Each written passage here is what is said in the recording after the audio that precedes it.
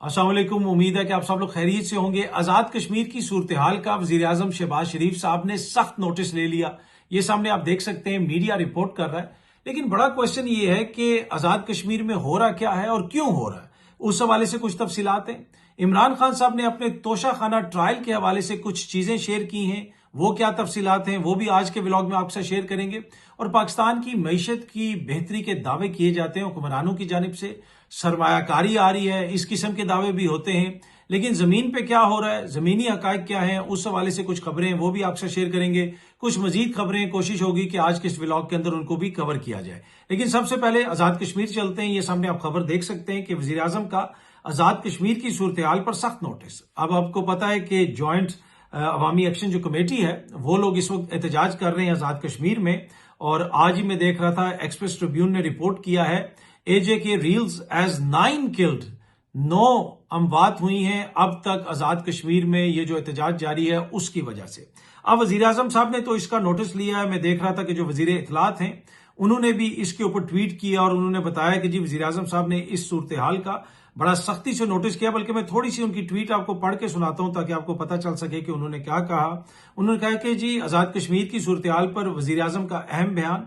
वजीर आजम पाकिस्तान शहबाज शरीफ ने आजाद कश्मीर की सूरत हाल पर गहरी तशवीश और सख्त नोटिस ले लिया। जी वजीर आजम की शहरियों से पुरअमन रहने की जोरदार अपील। वजीर आजम ने कहा है कि पुरअमन एहतजाज हर शहरी का आईनी और जमहूरी हक है, ताहम मुजाहिरीन अमन व आमा को नुकसान पहुंचाने से गुरेज करें। वजीर आजम ने हदायत की है कि कानून नाफिज करने वाले इदारे मुजाहिरीन के सामने तहम्मुल और बुर्दबारी का मुजाहरा करें।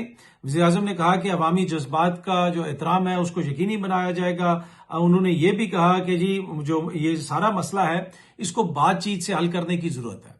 अब इशू ये है कि ये नोटिस तो पहले भी दिया जा सकता था, अब क्यों ये नोटिस लिया जा रहा है। और एक और चीज, पाकिस्तान के वजीर आजम इस वक्त हैं किधर?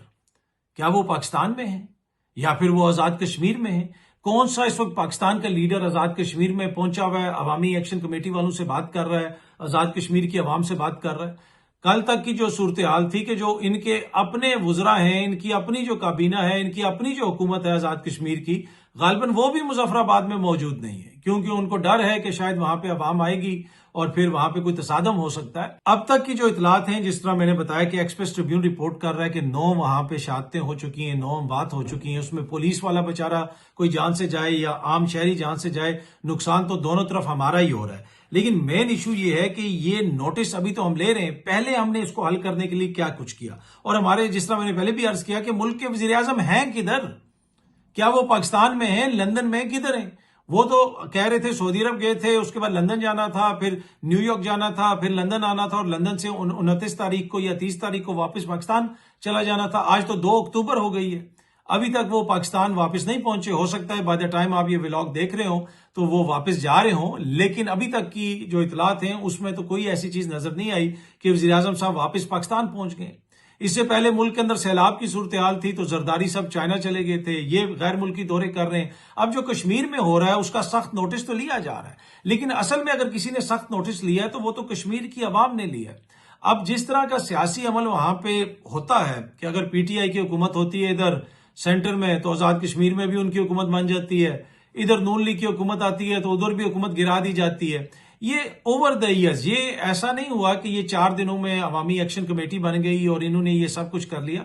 अवाम ने वहां पे बुनियादी तौर पे जो रवायती सियासतदान है, जो रवायती सियासी जमातें हैं और जो रवायती सियासी फार्मूला है, ये जितनी भी मैंने बातें की हैं उनमें से सबसे इंपॉर्टेंट बात जो है वो रवायती सियासी फार्मूला है, जिस फार्मूले के तहत आजाद कश्मीर को चलाने की कोशिश की जा रही है। अब उसका ये ब्लो बैक आ रहा है, अवाम उसको मानने के लिए तैयार नहीं है। मुशाहिद हुसैन सैयद साहब ने भी इस हवाले से ट्वीट किया हुआ है, ये सामने आप देख सकते हैं। जिस तरह पहले भी मैंने कहा, दीगर भी बहुत सारी खबरें हैं। एक्सप्रेस ट्रिब्यून इसको तफसील से रिपोर्ट कर रहा है, सोशल मीडिया पे इसके हवाले से बहुत सारी चीजें रिपोर्ट हो रही हैं। हमारे जो वजीर दिफा हैं वो भी आजाद कश्मीर के हवाले से, उनका भी बयान में देख रहा था, उन्होंने सोशल मीडिया पे शेयर किया हुआ है। वो ये कह रहे हैं कि आजाद कश्मीर में एहतजाज करने वाले मकबूजा कश्मीर की 3 नस्लों की जदोजहद पर गौर करें।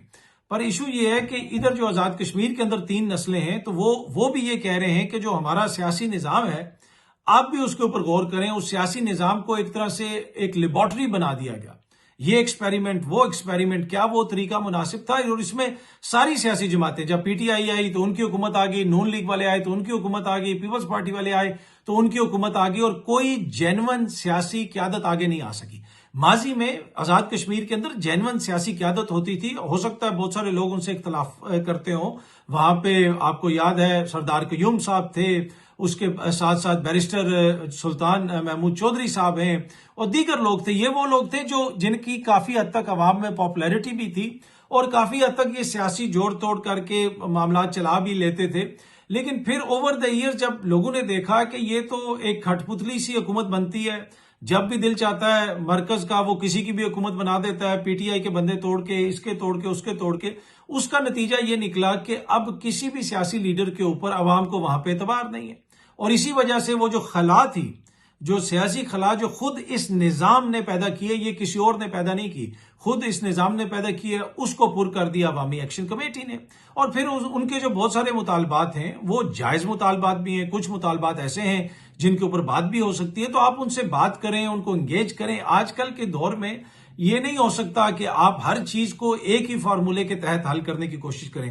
جو فارمولہ آپ خیبر پختونخوا میں لگاتے ہیں وہ آپ سندھ میں نہیں لگا سکتے، جو آپ پنجاب میں لگاتے ہیں وہ آپ آزاد کشمیر میں نہیں لگا سکتے۔ تو انفارچونیٹلی جو آزاد کشمیر کی اس وقت صورتحال ہے وہ بڑی سنگین صورتحال ہے، اور وہاں پہ بڑے جینون عوامی احتجاج ہو رہا ہے، کوئی سیاسی جماعت اس طرح نہیں ہے، جینون عوامی احتجاج ہو رہا ہے۔ اور میں نے آپ کو پہلے بھی ایک دفعہ غالباً یہ چیز آپ سے شیئر کی تھی کہ اس طرح کے سینٹیمنٹ جو ہے وہاں پہ کافی عرصے سے سامنے آ رہے تھے، اور ایک موقع کے اوپر صحافیوں سے بات کرتے ہوئے آزاد کشمیر کے وزیر اعظم نے بتایا کہ ٹوٹل ہماری وہاں پہ 3200-3300 تو نفری ہے پولیس کی، اگر وہاں پہ معاملہ بہت زیادہ گڑبڑ ہو گیا تو چیزوں کو سنبھالا نہیں جا سکے گا۔ اب یہ جو 9 اموات ہوئی ہیں جن کا میڈیا بھی رپورٹ کر رہا ہے، کچھ تو وہاں پہ ہوا ہے، لیکن جب آپ باہر سے پولیس بھی وہاں پہ لے کے جائیں گے، باہر سے دیگر قانون نافذ کرنے والے ادارے بھی جائیں گے، ایک تو پہلے ہی وہ ڈسپیوٹڈ ایریا، اس وقت اگر آپ دیکھ لیں بھارتی میڈیا وہ تو پروپیگنڈا کرے گا۔ اب کشمیری تو ہیں، وہ بھی پاکستانی ہیں، پاکستانی بھی کشمیری ہیں، کشمیریوں کا اور پاکستانیوں کا دل تو ایک ساتھ دھڑکتا ہے، چاہے وہ مقبوضہ کشمیر میں رہتے ہوں، آزاد کشمیر میں رہتے ہوں۔ تو ہم مقبوضہ کشمیر کی 3 نسلوں کی جو قربانیاں ہیں وہ ہماری سارا آنکھوں پہ، ہم ان کو قدر کی نگاہ سے دیکھتے ہیں، جس کا ذکر خواجہ آصف صاحب کر رہے ہیں۔ لیکن یہاں پہ جو ان کے بہن بھائی کشمیری ہیں ان کا خیال رکھنا بھی تو ہمارا فرض ہے نا، کوئی نہ کوئی ریزنٹمنٹ تو ہوگی۔ کشمیری باشعور لوگ ہیں، کشمیری کوئی بیوقوف ہیں کہ وہ سڑکوں پہ نکل رہے ہیں، وہ احتجاج کر رہے ہیں، کوئی وجہ تو ہوگی، کوئی سیاسی چیز تو ہوگی۔ فوراً ایک تو غداری کے فتوے لگا دینا، فوراً اس طرح کی باتیں کر دینا کہ جی یہ ساری چیز ایسی ہو گئی ہے، اس میں یہ سازش ہے، وہ سازش ہے۔ بھائی دشمن ملک تو کرے گا سازش، وہ تو بیچ میں گھسے گا، وہ تو موقع ڈھونڈ رہا ہوتا ہے۔ جب ہم اپنے گھر میں لڑیں گے تو باہر والے تو اس کا فائدہ اٹھائیں گے، لیکن اصل مسئلہ ادھر ہے، اور مسئلہ تبھی حل ہوگا جب ان سے بیٹھ کے بات چیت کی جائے۔ ہم اگر آزاد کشمیر میں اسلام آباد سے پولیس بھیج سکتے ہیں، اسلام آباد سے ایف سی بھیج سکتے ہیں، تو ہم اسلام آباد سے یا سیاستدانوں کا ایک وفد کیوں نہیں بھیج سکتے؟ کشمیری ان کو دونوں ہاتھ کھول کے ویلکم کریں گے۔ تمام سیاسی پارٹیوں کے جو بڑے بڑے رہنما ہیں جو آپس میں لڑ رہے ہیں آج کل، ویسے میں نے آپ کے ساتھ وہ بھی تفصیلات شیئر کر دی ہیں کہ پیپلز پارٹی اور نون لیگ کی کتنی سخت لڑائی ہو رہی ہے اور وہ کس طرح ایک دوسرے پہ تنقید کر رہے ہیں، اس کے اوپر میں آتا ہوں۔ لیکن کیا یہاں سے یہ سارے مل کے نہیں جا سکتے تھے؟ اس میں پی ٹی آئی والے بھی جائیں، اس میں دیگر لوگ بھی جائیں، جا کے ان سے پوچھیں، اور حکومت والے جائیں۔ اگر حکومت والے اکیلے نہیں جانا چاہتے تو دیگر سیاسی جماعتوں والوں کو بھی لے جائیں۔ کشمیر تو دیکھیں نا، پاکستان کی شہر آ گیا، اور یہ جو کشمیری ہیں یہ تو انہوں نے پاکستان کے لیے کتنی قربانیاں دی ہیں۔ آپ کو پتا جی کالا باغ ڈیم کی ہم بات کرتے ہیں کہ کالا باغ ڈیم بنائیں گے، تو ایک صوبہ کھڑا ہو جاتا ہے میں نہیں بنانے دوں گا، دوسرا صوبہ کھڑا ہو جاتا ہے میں نہیں بنانے دوں گا۔ منگلا ڈیم کدھر بنا؟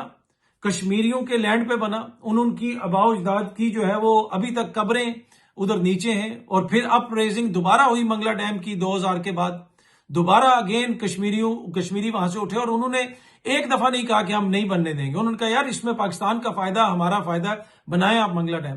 تو کچھ ہمیں بھی تھوڑا سا خیال کرنے کی ضرورت ہے، اور جو ساری سیاسی قیادت ہے وہ جائے ان سے بات کرے، اور وہ جو فارمولہ وہاں پہ چلایا جا رہا ہے نا عرصہ دراز سے کہ یہ کر دیں اور وہ کر دیں، اور پھر ہم ایٹ دا سیم ٹائم یہ بھی کہیں کہ جی وہاں پہ جو ہے وہ سیاسی قیادت کا فیلئر ہے۔ سیاسی قیادت تو جینون وہاں پہ بن ہی نہیں سکی، ہم خود ہی مل کے حکومتیں گراتے ہیں، جو کچھ بھی ہوتا ہے وہ ہمارے سامنے ہے۔ تو سب کی ذمہ داری ہے، حکومت کی بھی ذمہ داری ہے، اپوزیشن کی بھی ذمہ داری ہے، جائیں جوائنٹ ایکشن کمیٹی والوں سے بات کریں، آپ نے کیوں یہاں سے فورسز وہاں پہ بھیج دی؟ آپ یہاں سے سیاستدانوں کو بھیجیں، یہ سیاسی مسئلہ ہے، ان سے بات چیت کریں۔ وہ کوئی خدا نہ خواستہ کوئی جاہل تو نہیں ہے کہ وہ آپ کی بات نہیں سنیں گے۔ وہ دو باتیں ان کی مانیں، ایک بات اپنی منوائیں، اور جو بھی حالات ہیں وہ ان کے سامنے رکھیں۔ اب جو آزاد کشمیر کے وزیر اعظم ہیں، ذاتی طور پہ ان کی ریپوٹیشن بڑی اچھی ہے، وہ کرپشن کا کوئی الزام ان کے اوپر نہیں ہے، نیٹ اینڈ کلین بندہ ہے، جو جب بھی جس سے بھی ان کی ریپوٹیشن پوچھی ہے۔ لیکن ایشو وہی ہے کہ وہاں پہ جو گراس روٹ پہ عوام کے اندر جسے کہتے ہیں نا جڑیں ہوتی ہیں جس قیادت کی، وہ قیادت وہاں پہ ہم اس طرح نہیں بنا سکے ایک مصنوعی سسٹم کی وجہ سے، جس کی وجہ سے آج ہمیں ان مشکلات کا سامنا ہے۔ تو وزیر اعظم صاحب نے نوٹس لیا ہے، تو ویسے تو پوری قوم بھی نوٹ کر رہی ہے کہ وزیر اعظم صاحب ہیں کدھر، وہ آ جائیں اور جائیں سیدھے اور جا کے وہاں پہ ان سے بات کریں کشمیریوں سے۔ جو لوگ احتجاج کر رہے ہیں ان کا بھی فرض ہے کہ وہ پرامن احتجاج کریں، اور جو احتجاج کرنا چاہتے ہیں ان کا رائٹ ہے کہ ان کو احتجاج کرنے کی اجازت دی جائے۔ زبردستی ان کے راستے روکنا، یہ کرنا وہ کرنا، اس سے پھر اشتعال پھیلتا ہے۔ تو اس کو ہم نے اچھے طریقے سے حل کرنا ہے۔ کشمیری اور پاکستانی ایک ہیں، اور وہ جو منفی بھارتی پروپیگنڈا ہم دیکھ رہے ہیں بھارتی چینلز پہ، ان کو تو موقع چاہیے، وہ تو کریں گے، لیکن ہم نے اس چیز کو اچھے طریقے سے حل کرنا ہے۔ پر اب تک کی وہاں پہ جو صورتحال ہے وہ کافی سنگین ہے، اور اس کے اوپر ہمیں سنجیدگی سے سوچنے کی ضرورت ہے اور اس مسئلے کو حل کرنے کی ضرورت ہے۔ ایک بڑا کشمیری ڈائسپورا بیرون ملک رہتا ہے، یورپ میں رہتا ہے، برطانیہ میں رہتا ہے۔ اب اس طرح کی اطلاعات بھی ہیں کہ ان میں سے کچھ لوگ جو ہیں وہ برطانیہ میں احتجاج کر رہے ہیں، کسی اور جگہ پہ احتجاج کر رہے ہیں۔ تو یہ ہمیں اس مسئلے کو حل کرنا ہے اور بہتر طریقے سے حل کرنا ہے۔ اچھا جی، جس طرح میں نے آپ کو کہا کہ میں آپ کے ساتھ تفصیلات شیئر کروں گا کہ پیپلز پارٹی اور نون لیگ میں جو لڑائی ہو رہی ہے، جو ایک دوسرے کے اوپر تنقید ہو رہی ہے، اس کی اصل وجہ کیا اور اس کی کیا تفصیلات ہیں، بڑی لمبی تفصیلات ہیں، وہ میں آپ سے شیئر کروں گا۔ اس سارے معاملے پہ بات کرنا، اس پہ گفتگو کرنا، اس پہ بحث کرنا عوام کے شعور کی توہین ہے، آپ کے شعور کی توہین ہے۔ کیا یہ عوام کو بیوقوف سمجھتے ہیں؟ یہ سب کچھ مل کے کر رہے ہیں، ہر جگہ پہ مل کے جناب یہ سب کچھ آپس میں بانٹ رہے ہیں، اور یہ جناب ادھر سے وہ کہہ رہا ہے، ادھر سے وہ کہہ رہا ہے، اور یہ سمجھتے ہیں کہ جی قوم جو ہے وہ روٹی کو چوچی کہتی ہے، وہ ان کے پیچھے چل پڑے گی۔ اس پہ تو جو میں نے یہ 3-4 لائنیں بولی ہیں، اس پہ بھی میں آپ سے معافی مانگتا ہوں کہ میں نے آپ کا ٹائم ضائع کیا ہے کہ پیپلز پارٹی اور نون لیگ میں کوئی اختلاف ہے، اور اس پہ میں نے کہا کہ ہم بات کریں گے۔ اس بات کرنے پہ اور اس بات کرنے کا ایک طرح سے اشارہ دینے پہ بھی میں آپ سے معافی مانگتا ہوں۔ اس پہ ہم کوئی بات نہیں کریں گے، کیونکہ یہ جو کچھ ہو رہا ہے وہ آپ لوگ زیادہ باشعور ہیں، آپ کو پتہ ہے، آپ کے شعور کی ایسے توہین نہیں کی جا سکتی۔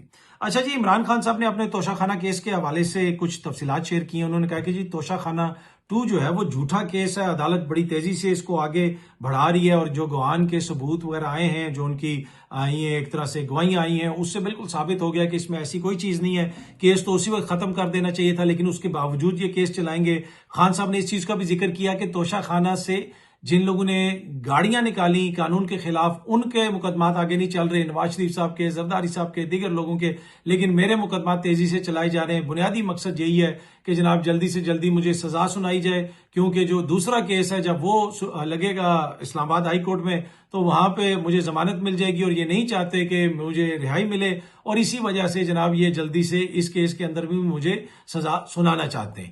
تو یہ آپ دیکھتے ہیں جناب کہ یہ کیس آگے کس طرف جاتا ہے۔ لیکن جو خان صاحب کہہ رہے ہیں کہ دیگر لوگوں نے کیا کچھ لیا، کس طرح لیا توشہ خانہ سے، ایک لمبی فہرست ہے۔ پچھلے دنوں میں نے آپ سے 2013 سے 17 کے درمیان صرف شریف خاندان یعنی نواز شریف فیملی، نواز شریف صاحب اور ان کی اہلیہ اور ان کے بچوں نے جو تحفے لیے، اس کی تفصیلات میں نے آپ سے شیئر کی تھیں۔ اس کے علاوہ توشہ خانہ کے جو دیگر لوگ ہیں ان کی بھی ساری تفصیلات میرے پاس ہیں، وہ کسی دن پوری ڈیٹیل بنا کے آپ سے شیئر کروں گا۔ اس میں صحافی بھی ہیں، جی ہاں جی، ایسے ایسے صحافی جو بیٹھ کے گھڑیوں کی باتیں کرتے ہیں، وہ بھی گھڑیاں لے اڑے توشہ خانہ سے، اور پتہ نہیں کون کون جو ہے وہ چیزیں لے کے گیا ہے۔ وہ ساری تفصیلات بھی آپ سے شیئر کریں گے۔ لیکن توشہ خانہ کے حوالے سے خان صاحب یہ کہتے ہیں کہ انہوں نے ذہن بنا لیا ہے کہ یہ جناب مجھے سزا دیں گے۔ خان صاحب نے اپنی ٹویٹ میں یہ بھی لکھا کہ میرے خلاف جو دوسرا جھوٹا مقدمہ تھا وہ سائفر کیس تھا، اور جس طریقے سے وہ کیس چلایا گیا وہ پاکستان کی تاریخ کا مہنگا ترین کیس تھا۔ اس کے اوپر قومی خزانے سے عوام کے کروڑوں روپے خرچ کیے گئے۔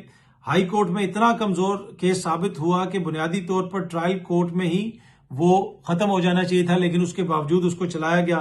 اور تیسرا مقدمہ جو ان کے اوپر القادر یونیورسٹی کا ہے، جس کو 190 ملین پاؤنڈ کہتے ہیں حکومت والے، بھائی پیسہ آپ کے پاس پڑا ہوا ہے، اور جو ہے وہ چیزیں جو ہے آپ بنوا رہے ہیں اس پیسے سے، لیکن 190 ملین پاؤنڈ آپ کہتے ہیں کہ جی وہ عمران خان لے کے چلا گیا، تو پیسہ تو آیا ہی سپریم کورٹ کے اکاؤنٹ میں، حکومت کے اکاؤنٹ میں، پیسہ تو حکومت کے پاس ہے، تو یہ 190 ملین پاؤنڈ کا کیس تو نہ ہوا۔ اینی وے خان صاحب کہہ رہے ہیں کہ جی وہ بھی ایک فلاحی ادارہ ہے اور بالکل ایک جو ہے نا جھوٹا کیس ہے یہ والا کیس بھی، لیکن مقصد وہی ہے کہ جی مجھے سزا سنانی ہے اور اندر رکھنا ہے۔ حکومت کی جانب سے معیشت کی بہتری کے بار بار دعوے تو کیے جاتے ہیں، لیکن یہ سامنے آپ دیکھ سکتے ہیں، ایکسپریس ٹریبیون رپورٹ کر رہا ہے گل احمد شرٹس ایکسپورٹ یونٹ، جی ہاں جی، گل احمد ایک بہت بڑی کمپنی ہے یہاں پہ کپڑے بنانے کی کمپنی پاکستان کے اندر، وہ جس یونٹ سے ایکسپورٹ کرتے تھے انہوں نے وہ یونٹ ہی بند کر دی ہے۔ اب مسئلہ یہ ہے کہ عالمی سطح پہ وہ کمپیٹ نہیں کر پا رہے، یہاں پہ بجلی کی قیمت اتنی زیادہ، یہاں پہ گیس کی قیمت اتنی زیادہ، دیگر اتنے زیادہ مسائل، میں نے آپ کے ساتھ پہلے بھی یہ چیز شیئر کی تھی کہ نتھیا گلی میں ڈبل ٹری ہلٹن ہوٹل کھلا ہے، اس کے جو اونر ہیں، جو گروپ ہے، ان کا ایک ہوٹل افغانستان میں ہے بیرن، ان کا ہوٹل کربلا میں ہے، اور ان دنوں میں انہوں نے کھولا عراق میں جب وہاں پہ جنگ چل رہی تھی، اور ابھی بھی عراق کی جو صورتحال ہے وہ آپ کے سامنے ہے۔ اس ہوٹل کے جو مالک کمپنی ہے اس کے اونر نے مجھے خود بتایا کہ ہم نے افغانستان میں ہوٹل کھولا، ابھی بھی چل رہا ہے، کربلا یعنی عراق میں ہوٹل چل رہا ہے، وہاں پہ ہمیں اتنے مسائل پیش نہیں آئے جتنے مسائل جب ہم یہ ڈبل ٹری ہلٹن پاکستان لے کے آ رہے تھے، باہر سے ڈالرز لے کے آ رہے تھے، باہر سے انویسٹمنٹ لے کے آ رہے تھے۔ انہوں نے کہا کہ ہمیں بیوروکریسی نے ادھر اتنا تنگ کیا، ادھر اتنے مسائل ہیں کہ اتنے مسائل تو ہمیں افغانستان اور عراق میں ان کا ہمیں سامنا نہیں کرنا پڑا۔ تو یہ حالت ہے یہاں پہ، تو یہاں پہ صرف یہ نہیں ہے کہ بجلی مہنگی ہے، یہاں بیوروکریسی آپ کو تنگ کرتی ہے، دیگر لوگ آپ کو تنگ کرتے ہیں، تو بہت سارے مسائل ہیں جس کی وجہ سے جو گل احمد کمپنی ہے انہوں نے اپنا ایکسپورٹ یونٹ شٹ کر دیا ہے، جس کی بیسک اور بنیادی وجہ یہ ہے کہ عالمی سطح پہ جو دیگر پروڈکٹس ہیں شاید پھر وہ اس طرح ان سے کمپیٹ نہ کر پا رہے ہوں۔ ایک اور خبر جو آپ سے شیئر کرنی ہے، یہ سامنے آپ دیکھ سکتے ہیں، مزمل اسلم صاحب نے بھی شیئر کی ہوئی ہے کہ پروکٹر اینڈ گیمبل نے پاکستان کے اندر اپنا جو آپریشن ہے اس کو ڈسکنٹینیو کرنے کا اعلان کر دیا ہے۔ جلٹ پاکستان جو ہے وہ جو بناتے ہیں ان کی برانچ، اس نے ایک لیٹر وغیرہ بھی نکالا اور جس میں بتایا گیا ہے کہ پروکٹر اینڈ گیمبل نے پاکستان میں اپنے جو آپریشنز ہیں، اپنا جو بزنس ہے اس کو وائنڈ اپ کرنے کا کہہ دیا ہے، اور کمپنی کی جو پالیسیز ہیں ان کی وجہ سے اب مزید پاکستان میں وہ بزنس نہیں کریں گے۔ تو مزمل اسلم صاحب نے بھی یہی لکھا ہوا ہے کہ ایک طرف آپ بات کرتے ہیں فورن انویسٹمنٹ کی اور کہ ملک میں فورن انویسٹمنٹ آئے گی، یہ ہوگا وہ ہوگا، لیکن دوسری طرف یہ حالات ہیں کہ جناب بڑی بڑی جو کمپنیاں ہیں وہ پاکستان میں اپنا بزنس بند کر رہی ہیں۔ اب ایک طرف پاکستان میں کمپنیاں اپنا بزنس بند کر رہی ہیں، معیشت کے بہت سارے مسائل ہیں، لیکن حکمرانوں کے غیر ملکی دورے بھی جاری ہیں۔ جس طرح میں نے پہلے بھی عرض کیا کہ وزیر اعظم صاحب نے نوٹس تو لیا، لیکن کوئی بتائے گا کہ کس ملک میں لیا ہے، ان کا جہاز کہاں پہ کھڑا ہے، ان کا جہاز کتنے دنوں سے کسی جگہ پہ کھڑا ہے یا کہیں سفر کر رہا ہے، وہ سرکاری طیارے پہ ہیں، اس پہ کتنا خرچہ آ رہا ہے، کوئی بتائے گا اس چیز کے اوپر؟ تو ہم ایک طرف ملک کی معاشی حالت یہ ہے اور دوسری طرف جو حکمرانوں کا ایٹیچیوڈ ہے وہ بھی آپ کے سامنے ہے۔ یہ سامنے آپ دیکھ سکتے ہیں، مریم بی بی نے ٹویٹ کیا ہوا ہے، کسی شخص نے ایک ویڈیو شیئر کی ہوئی ہے پروفیسر صاحب کی، ڈاکٹر صاحب کی، جس میں وہ بتا رہے ہیں کہ کیسے بچوں کو اسکولوں میں سکھایا جائے۔ بات بڑی اچھی وہ کر رہے ہیں کہ آپ نے کوڑا اٹھانا ہے اور باسکٹ میں ڈالنا ہے۔ اب مسئلہ یہ ہے کہ پاکستان میں آپ کسی جگہ پہ چلے جائیں، گند ہر جگہ پہ آپ کو پڑا ہوا نظر آتا ہے۔ اب بچوں کو اندر ہم تمیز سکھانے کی بات تو کرتے ہیں، لیکن بچوں کو جو باہر لوگ لینے آئے ہوئے ہوتے ہیں، اسکول کے گیٹ کے آگے جتنی رانگ پارکنگ کی جاتی ہے کسی جگہ پہ نہیں کی جاتی۔ ایک گاڑی کھڑی ہے، ساتھ دوسری کھڑی کر جائے گی، تیسری کھڑی کر دیں گے، اور بھائی 10 قدم آگے گاڑی کھڑی کر لو، چل کے آ جاؤ، موت پڑ جائے گی، ٹانگیں ٹوٹ جائیں گی آپ کی، کیا ہو جائے گا؟ تم پھر یہ ایکسپیکٹ کرتے ہو کہ تمہارا بچہ تمیز سیکھے گا؟ تمہیں اتنی تمیز نہیں ہے کہ تم نے گاڑی کیسے پارک کرنی ہے، پوری پیچھے ٹریفک بلاک ہوئی ہوگی پر وہ اپنے بچوں کو پہلے بٹھا رہے ہوں گے۔ تو ایسے معاشرے کے اندر آپ آئسولیشن میں بچوں کو کچھ نہیں سکھا سکتے۔ بچوں کو بن میں سکھانا تو بڑی اچھی بات ہے، ہم سکھائیں گے، لیکن وہ دیکھ کے سیکھتے ہیں۔ بچوں کی جو عمر ہوتی ہے اس عمر میں وہ دیکھ کے سیکھتے ہیں، تو بچوں کے ساتھ ساتھ بڑوں کو بھی سکھانے کی ضرورت ہے۔ بڑوں کو بھی تمیز سکھائیں کہ بھائی یہ گند ادھر نہیں ڈالنا، یہ ادھر نہیں ڈالنا، آپ نے ادھر پھینکنا ہے، ایسے کرنا ہے، اور اس میں ہم سب کا کردار ہے، اس میں ہم سب شامل ہیں اور ہم سب اس کے اندر ذمہ دار بھی ہیں۔ اچھا، اب مریم بی بی نے جب یہ ویڈیو دیکھی، ان کی بڑی اچھی ویڈیو ہے، انہوں نے ٹویٹر کے اوپر ہی please get it implemented from tomorrow شاہی ڈگری جاری کر دی انہوں نے ٹویٹر کے اوپر، اور وزیر تعلیم کو اس میں جو ہے انہوں نے ٹیگ کر دیا کہ کل سے ہی اس کا جو اب امپلیمنٹیشن ہو جائے، کل سے ہی اس کا نفاذ کر دیا جائے۔ اور اس کے اوپر ان کے جو وزیر ہیں انہوں نے بھی ادھر ٹویٹ کر دیا، Roger that madam chief minister, Your directive is noted. Necessary steps are being taken to have this implemented without delay, inshallah. जिस मुल्क में गवर्नर्स टिक टॉक पे चले ना, फिर इसी तरह गुल अहमद के एक्सपोर्ट यूनिट भी बंद होते हैं, इसी तरीके से जो है बाहर वाली कंपनियां भी यहां से छोड़ के जा रही होती हैं, इसी तरीके इसके हालात होते हैं आजाद कश्मीर के अंदर। जो खैबर पख्तूनख्वा में गवर्नेंस हो रही है वो भी हमारे सामने है, वहां पे उनकी हुकूमत क्या कर रही है, सिंध में क्या हो रहा है, बलूचिस्तान में क्या हो रहा है, तो वो सब कुछ हमारे सामने है। ये सोशल मीडिया पे हुकूमतें नहीं चलती हैं, ये पब्लिसिटी के लिए तो आप कर सकते हैं, ये पीआर स्टंट तो हो सकता है। जामिया पॉलिसी ऐसे नहीं बनती कि get it implemented by tomorrow, और वो भी ट्विटर के ऊपर ऐलान कर दिया। भाई उसमें कोई बेंज खरीदनी पड़ेगी, उसका बनाना पड़ेगा, उसका एक स्ट्रक्चर बनाना पड़ेगा। जिस तरह वो पहले कहा गया कि जी ये मोटरसाइकिल लाइन बना रहे हैं और उसके ऊपर वो सबज पेंट कर दिया गया, उस वक्त भी मैंने कहा था कि इन सारी चीजों के पीछे एक थॉट प्रोसेस होता है, एक साइंस होती है। आप उसको देखते हैं, समझते हैं कि कितनी बिनें चाहिए होंगी, किस तरह उसको लगाना है, किस जगह पे लगाना है। ये तो नहीं वो ला के बिन फेंकेंगे और यकीन करें कि 2 महीने के बाद वो जो बिनें हैं उनके अंदर से इतनी बू आ रही होगी कि कोई उनके करीब नहीं जा रहा होगा। तो वो भी आपको सारी टोटल प्लानिंग के तहत ये काम करना होता है। ये नहीं होता कि कल से ही आप इंप्लीमेंट कर दें, आप चाहे 10 दिन के बाद इंप्लीमेंट करें, 1 महीने के बाद इंप्लीमेंट करें, लेकिन एक ऐसे प्लान और एक ऐसी पॉलिसी के तहत करें कि जिससे हुकूमत को भी नुकसान ना हो, सिर्फ उसका पैसा जाया ना हो, और जिन लोगों के लिए वो पॉलिसी बनाई जा रही है उनको भी उसका फायदा हो। बहुत जल्द आप सब दोस्तों से दोबारा मुलाकात होगी। Thank you very much.